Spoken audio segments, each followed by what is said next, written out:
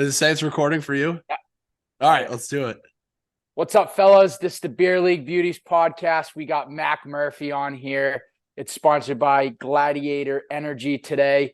We got black cherry and orange citrus. Shout out to our co-host, Zach Smith. He's not on here today. It's just me. We got Mackenzie Murphy on here. Absolute Acha legend. He owns the Hockey House podcast, and he went to Syracuse for all 4 years. He was the captain. I think it was senior year, right? Yep, senior year, finish it out on a high note. Nice. 87 games played. That's insane. Mind-boggling. But Yeah, yeah, didn't get scratched at all. I'm happy to be here. No oh yeah, scratches, 87 games, Iron Man streak, never got hurt. Sophomore season didn't happen because of COVID. And then junior year, we didn't play as many games because we had a couple games get canceled. So was within reach of 100 games, but didn't get to that milestone. that's unreal, man. Phil Kessel status.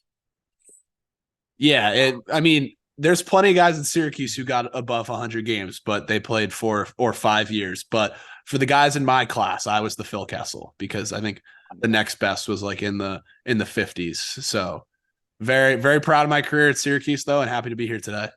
Freaking right. All right. So before we start yapping about Syracuse, let's go all the way back to high school hockey. So me and Mac played New Hampshire high school hockey. We were in different leagues though, but this kid was unreal out there. I always kind of looked up to him. I saw him hoisting the state championship plaque. It's pretty cool. So he went to Kennett.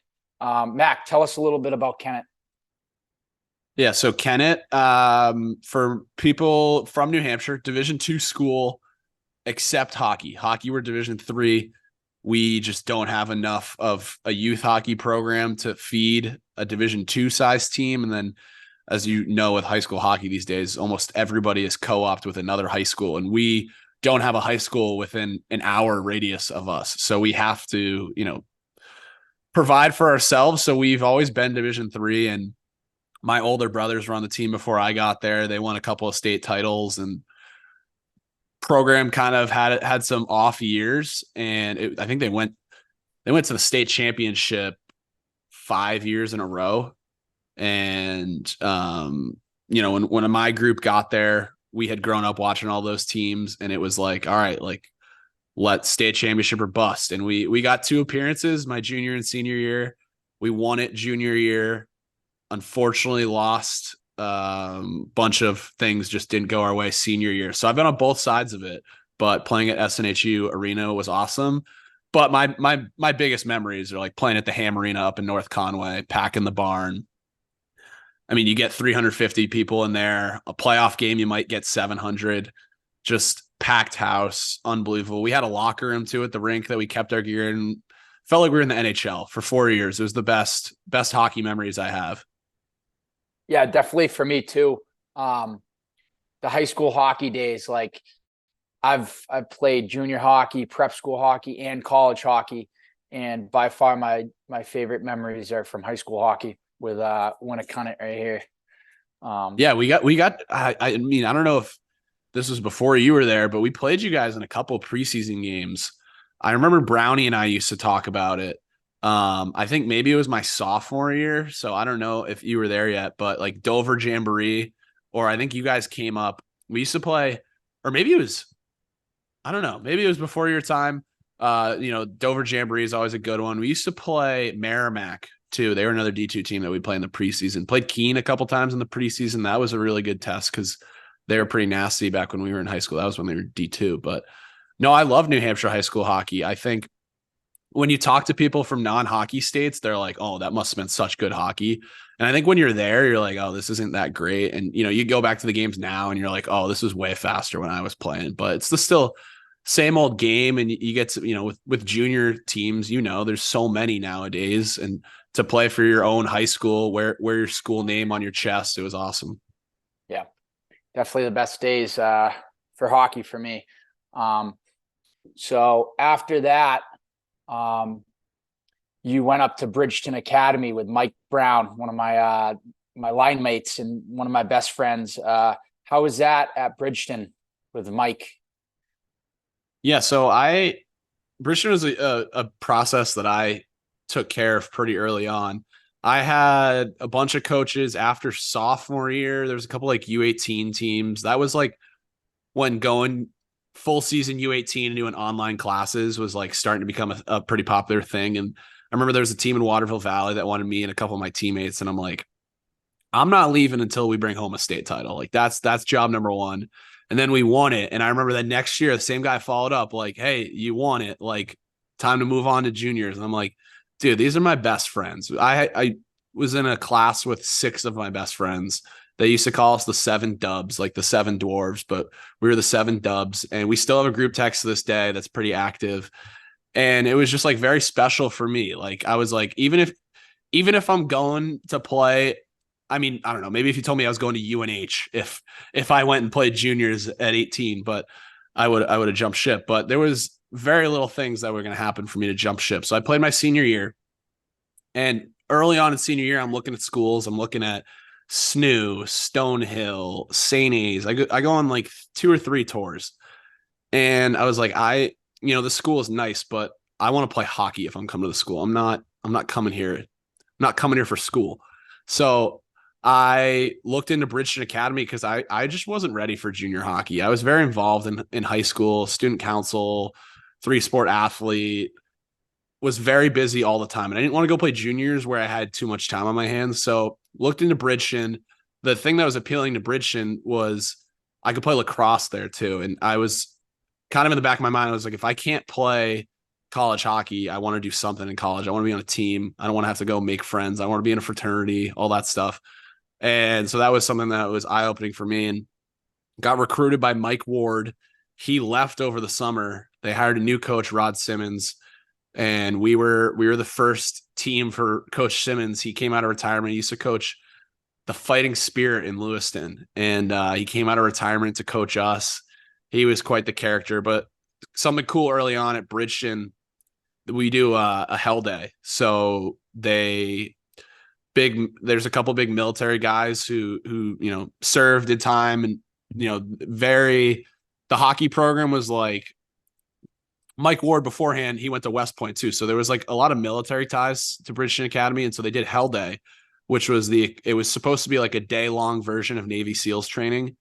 And so what we would do, this was like before, not the team is picked. They basically know the team beforehand because you're going to play hockey. But like before any of the captains were picked, they did this, and it was kind of like hey, this is how it's going to run here. Like, who's going to step up and take leadership? And this was probably one of my biggest achievements is like I just stood up and was like guys just looked to me right away. And I was one of the younger guys on the team. I was a 2000 birth year, so everybody else was already 18. I was 17, and I got named captain after a couple weeks, and it was like, wow, like every team I've ever been captain on was with like kids I knew from being a kid, like elementary school. I played with them growing up. So that was cool. I had one former teammate, Colby Couture, on the team, but everybody else was brand new. And that was a fun experience because, you walk into a room with 19 other guys that you don't know. And for them to pick me as the captain was a huge honor. That's awesome, man. That's pretty cool.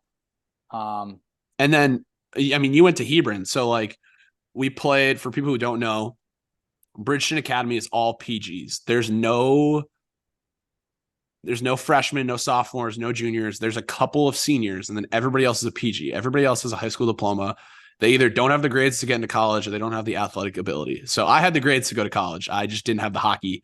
The hockey, putting up 100 points in New Hampshire is good, but that doesn't get you to the NCAA level. So I went to Bridgeton, and, we played a half prep, half junior schedule. When I say junior, we played 4 EHL teams.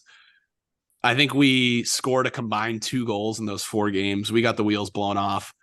Corey Splain was our goalie. He stood on his head. He got a little time as Sacred Hearts E-Bug when he went there. But no, it was really fun. The competition was fun. I remember playing in the main prep cup at Hebron. That was a really good memory of mine. My best story, and this was one I was thinking about earlier today because I knew as a main guy, you were going to ask about Bridgeton because they do the main cup together. And this was a couple weeks after the main cup. And Corey Splain, the goalie that I just mentioned, he was late to the team breakfast. His parents were in town. He's late to the team breakfast. And some shenanigans had happened the night before that coach hadn't addressed yet. We'll leave it at that. Some guys were getting a little too rowdy in the dorms and they got caught. And our coach hadn't heard about this yet. Splainer shows up late to the breakfast. He's a captain. He's a goalie, but he's wearing the A.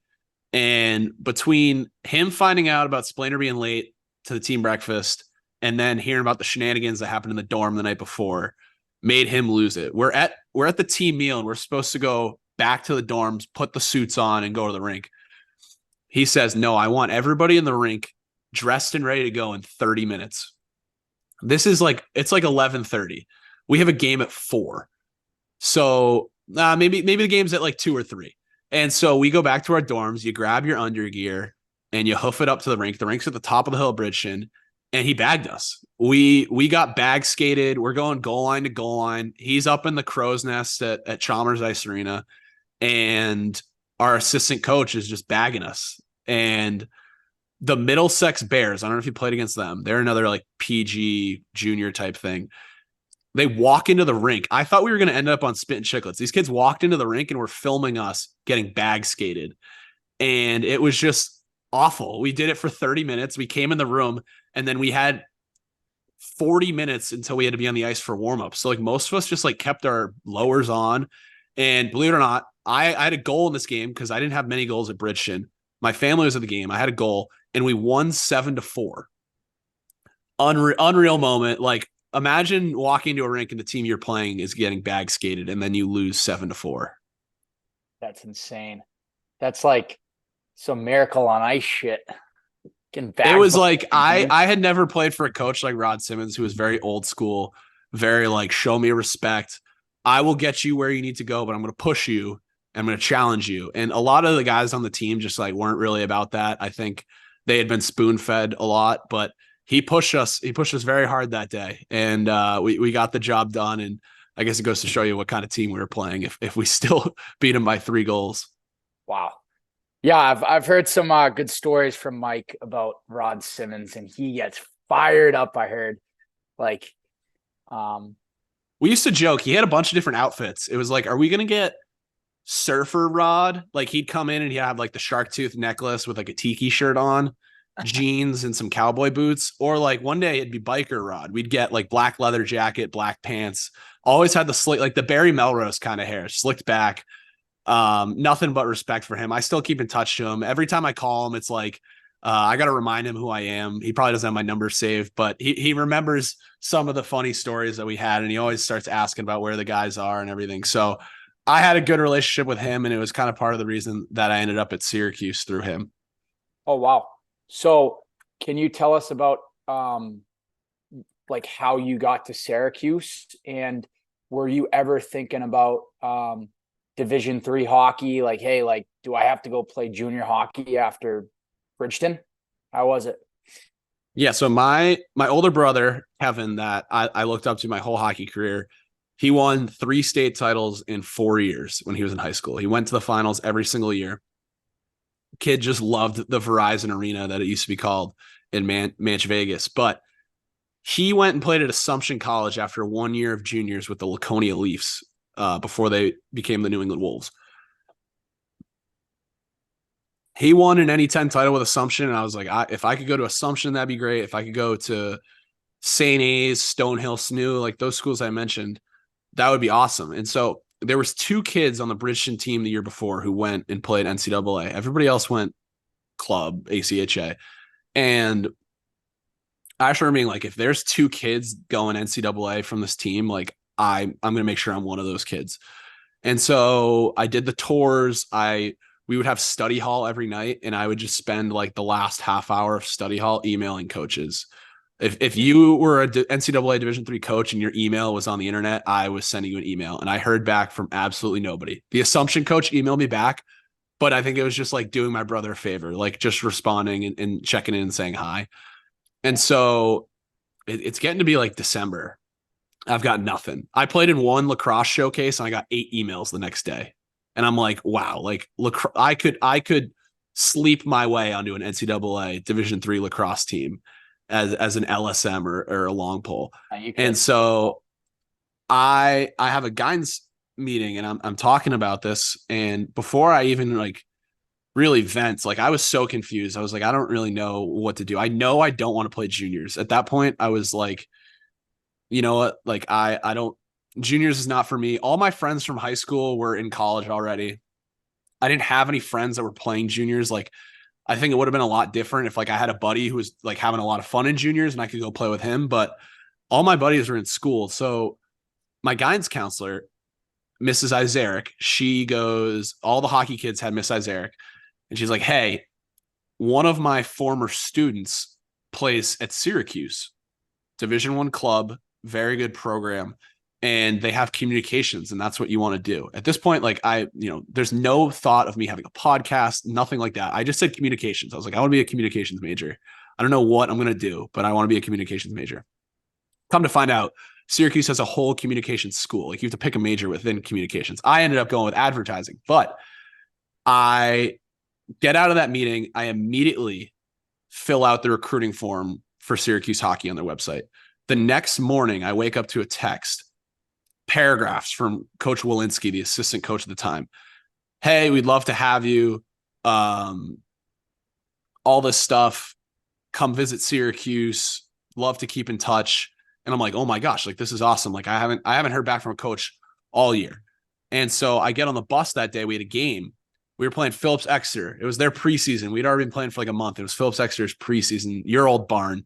And I'm getting on the bus and my coach, Coach Simmons, he's like, hey, you want to go to Syracuse? I was like, it showed you how much he knew about the recruiting efforts we were all making. You're interested in Syracuse? He goes, one of my former players is the head coach there, Connor Tracy. And like that, I was on the phone with Coach Tracy. I went and visited. They had a rink on campus. I was sold. The kid who gave me my tour, Jacob Padalino, I ended up being his D partner down the road. And he was wearing this like Nike puffer jacket that like you see the Olympic athletes have them for the Winter Olympics. You see the varsity athletes walk around campus. And I was like, I want one of those. Like that was like the most exciting thing on my visit. I was like, I got to get one of those parkas. And the fact that it was a rink on campus, I knew I was going to play. Like I knew I had a spot on the team. I didn't know if I was going to play at that point, but I knew I was a spot on the team. All I had to do was get in. And I had no backup plan if I didn't get into Syracuse. I probably would have gone and played juniors. I would have found a team. Anyone can find a team these days. And so I went toward, loved it, got in. I didn't get the major I wanted to. I didn't get into the communication school. So I had to spend my freshman year grinding to get a 4.0 so that I could transfer into the communication school. And then the rest is history. So a lot of kids didn't get stuff that they wanted to out of Bridgeton. I wanted to go NCAA. And then I have never regretted the decision I made once. Wow, that's awesome. That's kind of like almost speechless because it's like, fuck, what was I doing the last 2 years at Division III? Like my teammates used to joke, they like, Murph, you would have been such a good player at Fitchburg State. You were like made in a lab. You love hockey so much. You would have been the sucker that aged out and went to Fitchburg State. And I just loved hockey. And I think there's a lot of guys who fall out of love with hockey if it's the dark days of junior season or if they're getting scratched. And I just never had that happen to me. There were some dark days at Bridgeton where we didn't win very many games. And then it was like going to Syracuse, being the hockey team on campus, just made it so much fun. That's awesome. And I know how it feels, to be in and out of the lineup, and that sucks. It's like takes a toll on you, like mentally, like it's just such a grind in D3.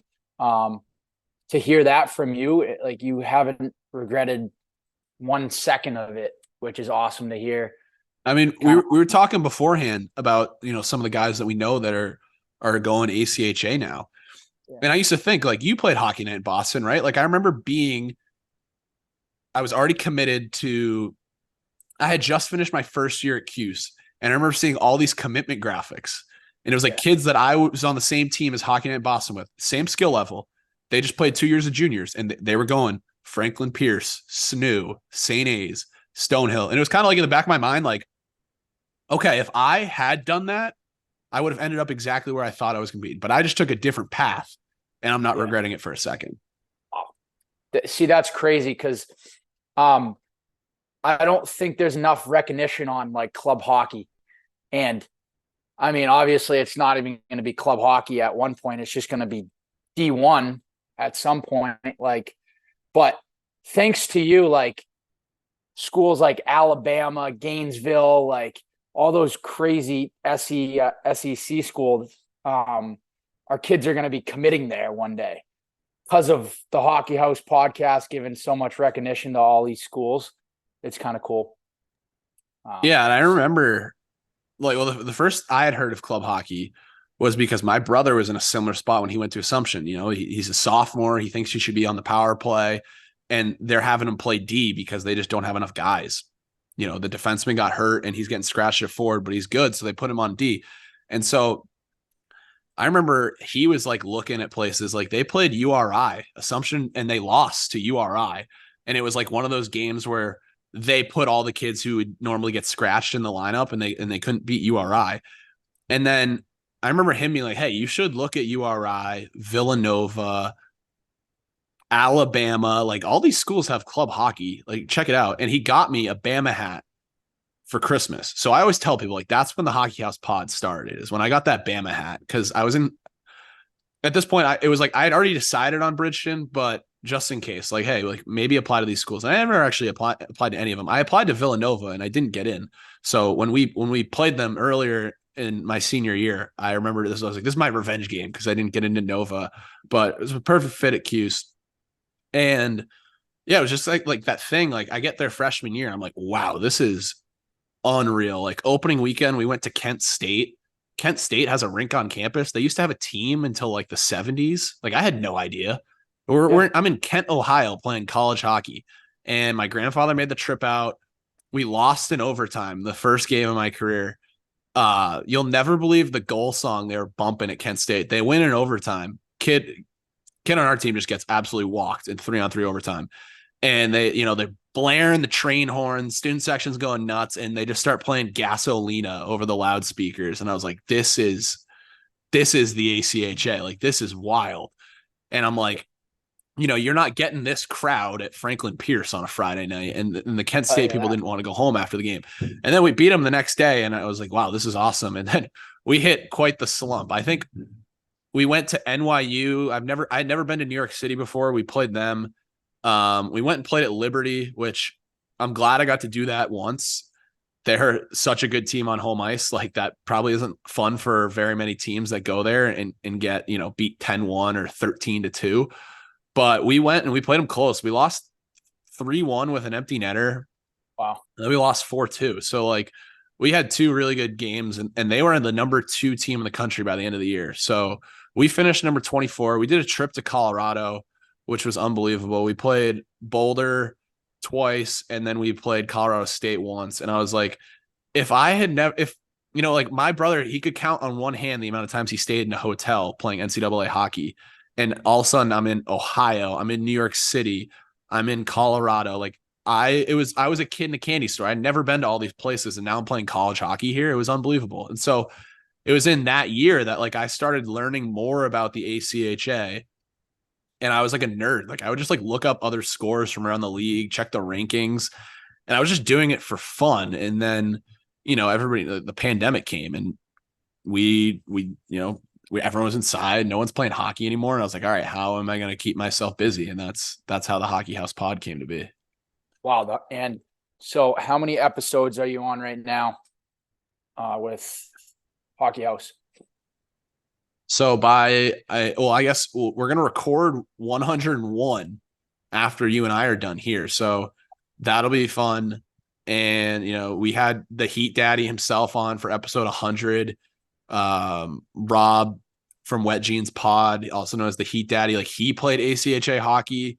And so when we started this whole thing, it was like, like we got us guys who play club hockey have so many funny stories, and everybody who plays club hockey can relate because it's a gong show. You go to places like Liberty where there's 2,000 people, starting lineups, jumbotron. They're coming out through the smoke, the mascots with the flag, and then you can play against NYU where you're getting dressed in a locker room, you're sharing it with a men's league team. Like there's the highs and lows of club hockey. And no guy from the, like, yeah, the NHL guys are going to come on and they're going to go on Chicklets and they're going to talk about how like bad the minors were, but they're really not that bad. You're getting paid to play hockey. You're getting meals. The guys who play club hockey have to pay to play. They have to schedule their games, hire their coaches, do all this stuff behind the scenes just to play. And then some schools are lucky enough to play in front of thousands of people. So from there, it was like, how can we do this? And it was like, what if we just did Chicklets, but for the ACHA? Wow. And it's like a crazy success story because you guys went from like nothing. I remember like your first post was like I think it was Georgia Tech, like their new jerseys. And I was like, oh, this is like, you got like 3 likes on it. How is this going to blow up? And then it blew up. You got 32K, man. That's awesome. And I'm a huge fan of it. And I got to say some of your best episodes, or well, one of my favorite episodes is the Brendan Murphy episode. He went to USM. That was a very cool episode. So yeah, we got to meet him down at like that was a good one because we knew a lot of these guys we don't know before we interview them. So we're like going off a whim that they're going to be good guys. And he was so banged up by the time he finished playing at Lindenwood. They won the Natty on home ice, their last game in the ACHA before they go NCAA. You're seeing videos of Marchessault and all those guys in Vegas. Like he was probably that times 10 after they won it. And so we had him on. He was so pumped. And that was one of my favorites too, because he was in a similar situation at USM. Like he was having fun with his buddies, but it's a lot more fun when you're playing hockey and you're a part of something. So he was a St. Louis kid, went back to play for the local team. Turns out the local team's going NCAA down the road. And the Blues build that new practice facility where Lindenwood plays, and he had a ton of fun playing there. Yeah. And so they're going to have it, the championships again there, right? Yeah, we were very fortunate enough our second year of the podcast we asked / got invited to go down there. We had done some work. David Herman, who helps me with the pod, created this almanac for people to learn more about the ACHA. Basically had like every contact for every ACHA team ever, their website, their email, their social media handles, their logos, all of that. And he had it in one Google sheet. And so we basically went to the ACHA and we're like, hey, we'd love to go to nationals and we have this thing that would be really helpful for you. Why don't we trade? And so the deal was 1-for-1. We went to nationals in St. Louis. It was awesome. They've got the one, they call it the USA rink. It seats like 2,000 people. That's where Lindenwood plays their home games. They have another rink they call the NHL rink, which is where the Blues practice. It's painted all Blues colors. It's probably similar size to like a high school rink. And then they have a third rink, which is like a town rink. Like it's just got tiny bleachers and everyone stands on the glass. So perfect. They have the D1 games on the big rink, the D2 games on the, not so big rink. And then the D3 teams play on the smaller rink up until the semifinals. And it was just perfect. We caught all the action. It was unbelievable. And so like, that was cool because we went there and we were getting people being like I'd wear a Hockey House hoodie. We didn't even sell them at that point. I just made a one-off so I could have something when we were there. People were like, dude, where do I get a hoodie like that? And I'm like, oh, like these actually don't exist. Like I just made this myself. And they're like, dude, you're Hockey House? And I'm like, yeah, man, nice to meet you. And like, that was cool. It was like seeing people react to that. And then of course, when we went to Marlboro this year, like everybody knew who we were. And I used to joke, like, I swear, like goalies would see us walk into the rink and be like, I'm not letting them score when Hockey House is here. Because we just stand behind the net trying to film a goal and no one wants to end up on the Instagram page. But it was a blast. We have a really good relationship with the ACHA now. We're actually, if you go on their website, we're listed as an official partner of the ACHA, which is really cool. Really cool to see. That's crazy. I mean, one day, hopefully you just take over it, Hockey House. And That'd be Imagine cool. the Hockey House League. Oh, unreal. Um, yeah, but so that's awesome with the ACHA and that you guys are doing that. Um, I go there for all my info for everything. I'm always like, when's the next post? When's the next post? What's it going to be? And um, but I actually want to ask you a couple more questions about Syracuse. So how was like the how was your games and stuff? Would you guys get fans there? Yeah, so my freshman year, we got pretty good attendance. There's like some key weekends. You got to play on a night where there's nothing else going on because it is on campus, but Syracuse is split up like main campus and then there's South Campus. And South Campus is where all the athletes live. The NCAA athletes. We don't live there. NCAA athletes live on South Campus because that's where all the practice facilities are. It's where the softball field is, field hockey, soccer. So it's very easy. It's really easy for the athletes to go there and then they commute to class. But if you're living in a dorm, you're not going to ride the bus to a game. It's so easy. And I don't know why more kids didn't do it, but it's just a tough sell, especially, the year before I got there, Syracuse was named the number one party school in the country. And we used to joke that like, there's no way it was better than Bama or Tulane or South Carolina. But for 1 year, Syracuse was the best party school in the country. And so Greek life is huge. People have plans on Friday and Saturday nights. But that being said, we wore for our breast cancer night, pack the house. It was like cool. We would do a big fun. We'd raise like $5,000. We'd wear pink Cuse jerseys, which we didn't have third jerseys at the time. So like those were so cool to wear. And we had alumni weekend, which was really cool because Syracuse is a very strong and proud alumni network. And so everybody loves coming back to campus. And so like to see 60 dudes in the stands who all played Syracuse hockey, like heckling the goalie, all that, that was fun. We would do like military appreciation night, senior night, but like those didn't draw that well.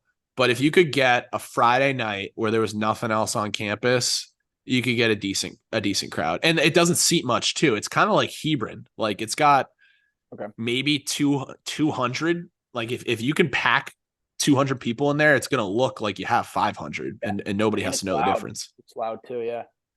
Um, so in the ACHA, you guys are Division 1, right? Yeah. Okay, Division so one, yeah, Division one ACHA. nice. And can you tell us about a story, like your craziest crowd that you had to play in front of and what that game was like and what were the fans like there? Was it like a riot or anything? Like how was it? Yeah. Do you want to pause here? Cause we got 3 minutes left and I'll just send Yeah. you a new link. All right, let's pause it. Yeah. Send me a new one. I'll ask. All Yeah, right, so so yeah. I can answer. I remember the question. I'll just jump right in. I played in a lot of cool places.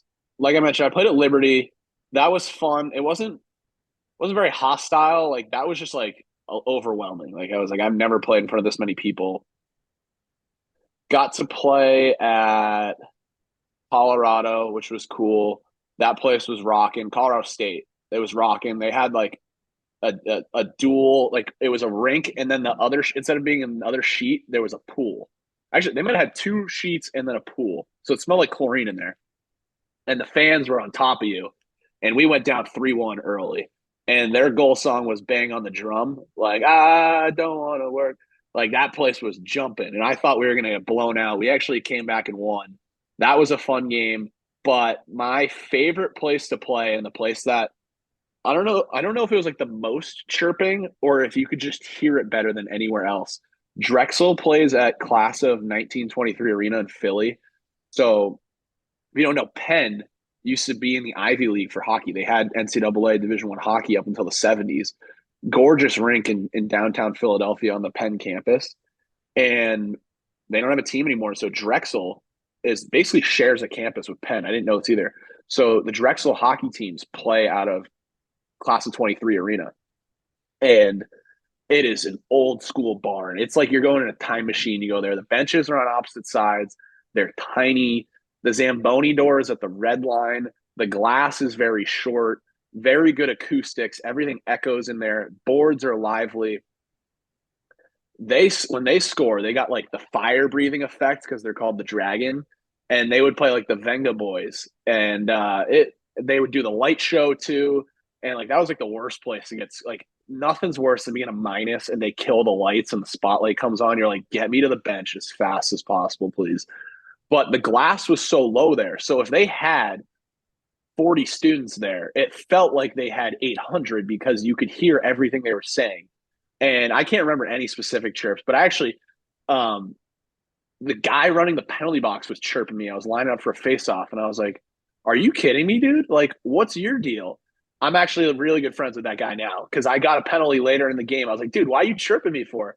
Turns out he's like the photographer, and he knew I ran the hockey house, and he was chirping me because he's trying to get his photos posted on the hockey house. So it was so funny, but like that was just a barn to play in. I think it's like very underrated in the ACHA because the history in that barn, like the Flyers used to practice there too, and just love the old school barn feeling of that place. And the crowd was into it there, and we played them on alumni weekend too. So then you got their alums who were in one in the crowd chirping you, which made for a good time. That's awesome. All right, just a couple more questions here. So for the party scene at your school, how was it with your hockey team? Would you guys go out to bars? Did you guys have like your own house? How was that? Yeah, so I don't know if you know this, but Dave Portnoy said that Syracuse was the number one bar town in the country. That's another poll. I'm not sure how Syracuse won that one, but we won some like Twitter poll between a bunch of college towns, and Dave Portnoy came, and the place was a zoo. We have like 3 or 4 bars on campus. You got the classic freshman bar where it's like you can get in there with, you know, your learner's permit license. And then you had Orange Crate was the go-to. That was like if you were coming to visit Cuse, I would take you there first. And then there was a couple other bars that, depending on what the vibe was for the night, you could go there. But like if you wanted to go to like a club scene, dance, meet people, you're going to Orange Crate. And it used to be called Lucy's, so we always called it Lucy's because it felt like we were cool. Like when I was there, it was always Orange Crate, but we never called it that. And so, it was fun. Those first couple of weeks on campus, I unfortunately couldn't go to the bar, so I used to just like go pregame. I would pregame super hard, and then when all the my dorm was like on the way to the bar, so I would walk with the 21-year-old guys to the bar, and then I would just peel off when it was my time to go. And then good news, bad news, however you take it, nothing's open during the pandemic, and then by the time everything was open back up, I was 21, so it's perfect. Like I never went through that phase in college where I wasn't 21 yet, but or like at least like everyone my friends are going to the bars and I couldn't go with them. Like I never had to go through that, which was really fun. But I mean, Syracuse as a whole, like I said, really big Greek life. There's some schools you can go to and play ACHA where you can balance Greek life and be on the hockey team. It's so tough to do at Syracuse because both are so demanding. You have hockey, which we're practicing 3 or 4 times a week and then playing twice. And then, Greek life, you got to be mandatory events. You got to go do someone's laundry. You got to walk some frat bro's dog, all that stuff. So I never considered it, but we used to tell people like, oh, what's the hockey team like? Like, oh, I heard it's club. It's like, well, it is club, but it's not. Like, don't put us in with the badminton team. Like, we're not the same. Like one of my friends played on the women's club lax team, and they would like it was like a big deal when they got to drive to Boston for a tournament, and they would all get in cars and they would stay at somebody's house that lived in the Boston area. I'm like, we would never do that in a million years. Like, we have our travel booked by August. We have hotels booked, buses booked. We are not driving ourselves to any game. Like, and then they hear what our budget is, and they're like, "Oh my goodness!" So we would tell people, "Hey, we're not NCAA, but we're definitely not like a club. I would say we're halfway between a frat and a varsity team." So we would have events at our house. We had a hockey house. That's how like the podcast got its name because it's the greatest place on earth. It's where all the hockey guys come together. And we would invite sororities. We would invite other club sports teams. We used to call it was on Ostrom Avenue. We used to call it the Ostrom Event Center because we any event you want, we would have it there. We did one of those fake weddings. We would do beer Olympics. We would have the Super Bowl party there. Anything you could imagine, we did there. We had a toga party. We had a live band. We had a pool. Anything you could think of in college, we did at this house. And it's kind of sad because the hockey house that I lived in is getting renovated this year. So like everybody had to move out. We got fined a bunch of money because of the damage to the house. And it was very poetic that like my group, the group that helped start the hockey house pod, was going out with the hockey house. Yeah. And what was your what was the best party that you had? Best theme? Have you seen Animal House? I think I have, yeah. Yeah. So in Animal House, they have a toga party, which we did and was fun. But they had a live band because Animal House, I think, is based on college in the 70s. Like there's no aux cord. If you want music at your frat party, you're having a live band. And the band in the movie plays Shout, like, hey, hey. And so we had a bucket list of things we wanted to do before the house got shut down.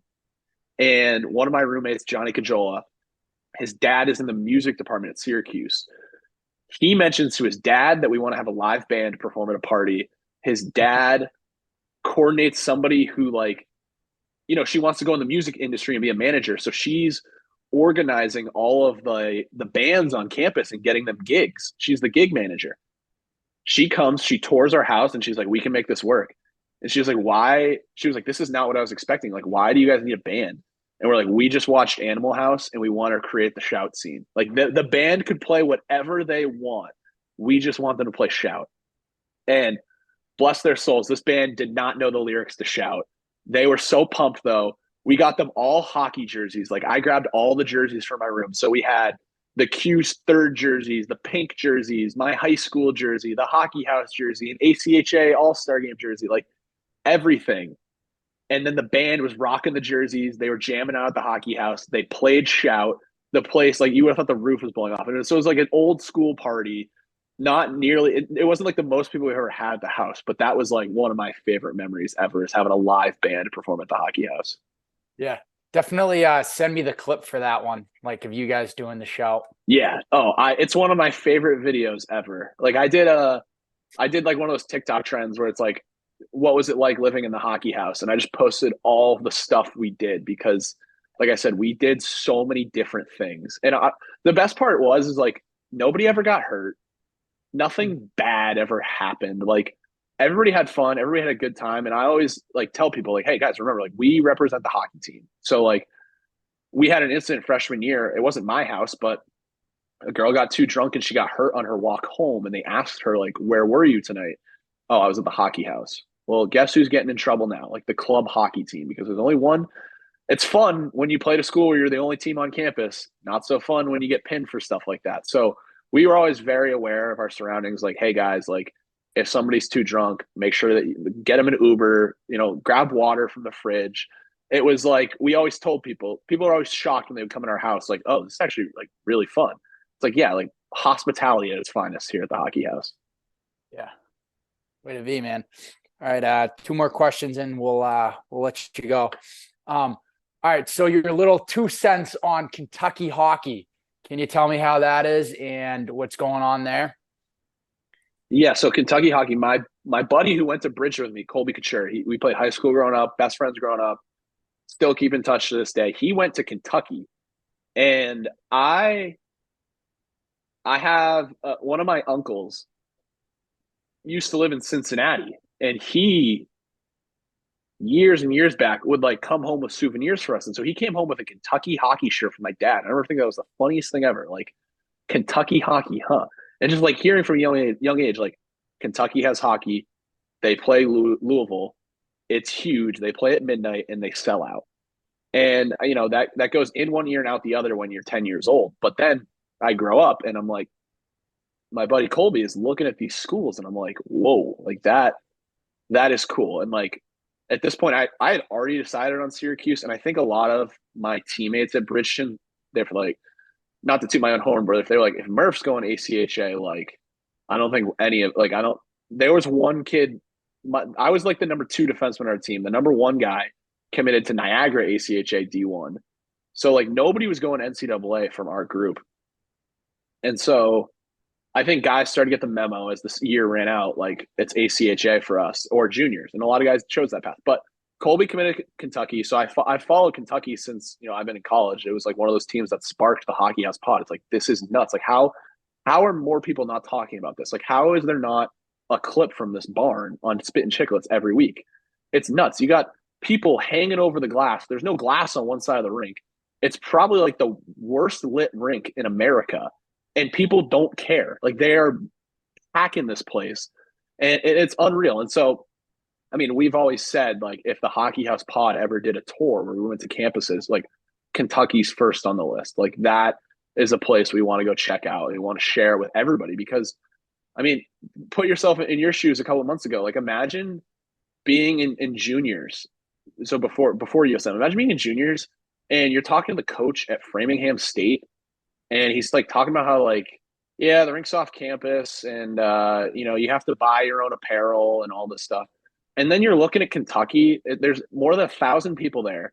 They're sponsored by CCM. They've got road helmets and home helmets that they mix and match like their Oregon football. It's like, why? How would you not consider going there? Like, it doesn't have the NCAA tag, but at the end of the day, you're going to have way more stories for your kids talking about Kentucky hockey than you ever will at a D3 liberal arts school. Yeah. Awesome, dude. That's going to be like the intro to the Kentucky warm-up mix next year. They got to clip that. No, get that on there. I'll get it on there. That's awesome, man. Thanks for hyping it up. You got time for one more too. I'll jump on the pod late. I can do that. They can't start without. All right. All right. So that just gave me the biggest smile on my face to hear that. But yeah, hopefully you come out or something. You get a little a road trip. A place to stay. Now that we know we have a place to stay, we got to make it happen. So. Oh yeah, you got my house, man. You got me. You got the hockey house. I think we have 2 hockey houses, maybe. So you definitely, like, we want the Hockey House podcast there. We want you. We want you. We're guys. working. We want flags too. That's like the next project. Imagine every hockey house in America had a flag outside with our logo on it. I mean, that's the dream right there. Well, get me one at Kentucky. Yeah. And I'll put it up. So last question here. Before we let you go. So thanks for having you on here. You're great to talk to, hear some advice from you and all your stories through hockey. So for your podcast, what are you guys looking to do for the future for Hockey House podcast? So, I mean, the goal when I was in school was like, I didn't imagine it going anywhere until the Stadium Series game where NC State and UNC played each other and they got 24,000 fans. When that happened, we had Herm. Herm's our producer. I mentioned him earlier. He's the producer and he's the photographer. So he loves going places, taking photos. He works for the Utica Comets. He's fantastic at what he does. He didn't have work that night. So he gets on a red-eye flight from Syracuse to Raleigh, and he goes to this game, and it was just unbelievable. And the content we put out, with him being on site, me being at home, editing the highlights and stuff, it was like, you know what? This is kind of a turning point for the ACHA and AAU college hockey. No matter what level of club hockey you're talking about, the fact that 24,000 people went to a game between 2 schools that don't have NCAA hockey, and Chicklets was talking about it, Bleacher Report, and they were all talking about it because of what we were doing from the Hockey House pod. Like, that game, not to pat ourselves on the back, but that game gets media coverage without us or not. Does it get talked about as much as it did with, like, we were the first. That was like the coolest thing ever. It was like everyone in the hockey world was talking about this event, and we were the first people to report on it. And between the jerseys that came out for both teams, they did a flow skate. That post has like 25,000 likes of these guys doing flow skates and warm-ups. And it was just unbelievable to see the response from that. And then after that, there's a couple weeks, and we're right into nationals. And we went to nationals in Marlboro this year, like I mentioned, and we were celebrities there. Like, everybody stopped and talked. I was selling hats out of my backpack all week, sold out the first day we got to Marlboro. And it was just unbelievable to see the reception that it got. And then at that point, it was like, wow, like, this is a lot bigger than I think. Yes, I see like the 25,000 followers we have on Instagram, but like, what does that even mean? Like, I don't know. Like, I don't know how, like, there would be days where I'm like, who listens to this? Like, I get so self-conscious about my own voice. I can't listen to the pod when Herm does a phenomenal job editing it, and I will listen I will like scratch and claw through the episode because I just can't stand my own voice. And then like I'll say like who listens to this, and then we'll get like 5 DMs from people being like, I've been listening for 3 years. Like this is the best hockey podcast ever. Like we got a DM from a woman in Iowa whose son is playing juniors, and she's like driving back and forth from Minnesota to Iowa, and she's like, "This is my go-to podcast in the car." I'm like, "What? Like Oh this yeah. is insane!" And so it's so fun too. Like I got an internship in the city because I graduated with an advertising degree. It's what I'm supposed to do. But come fall, like we're definitely exploring opportunities to make this a full-time thing and looking for sponsors who are going to pay for it because if this is what we've done, if we've built this off of it just being our side project for 3 years, like who knows what could happen if we put every hour that we have into this project. So that's kind of the plan is like, can we do a hockey house tour? What if we make a website and there's a blog that goes along with it? And it's like a players tribune where you could, if you play in the ACHA, come write a blog for us about your weekend at Louisville or your weekend at Kent State. Like we want to hear that. And I mean, to go even bigger than that, like how often do you find yourself in an opportunity where you're like changing the game of hockey? Like my goal, right? I didn't want to play junior hockey. And I see so many guys age out of juniors to go to these small schools in Massachusetts that nobody has ever heard of. Like, imagine walking into your job with a diploma from Tennessee, from Vanderbilt, from Georgia. Like, that gets people's attention. I'm sorry, but Albertus Magnus, like, sorry if there's guys who play there listen to this, but like, people don't know where that is. People don't know what that is. Like, you're thinking about college, you think about life after hockey, and not only that, but guys are having so much more fun doing it. So like that is the fuel. Like we go to the gas station, we load up on that stuff because that gets us going, and it's just been an awesome journey for us, and we're so excited. Like you know, take you for example, Rain. Like you saw the Hockey House pod, and now like you're gonna have the most fun you've ever had playing hockey now. Like what? That's just one story. I'm sure there's 200 others out there. So what we're doing is really fun, and we actually feel like we're having an impact on the game of college hockey, and it's an unbelievable feeling. Yeah, it's amazing, Mac. That's awesome, dude. Thanks for having you on here. If you want to stay after for a second, I'll just talk to you about some other stuff. But Yeah, no, I want to congratulate you because we learned this fact the other day. 90% of podcasts don't get past episode 3. So the fact that this is episode 8, like you got to pat yourself on the back. I know we had technical difficulties, but if you can get to episode 20, you'll be in the top 1% of podcasters. So keep that in mind. Keep going. It's going to be a rocky road to start, but you're in the right spot. Thanks a lot, Mac, dude. You're the man. You're the fucking man.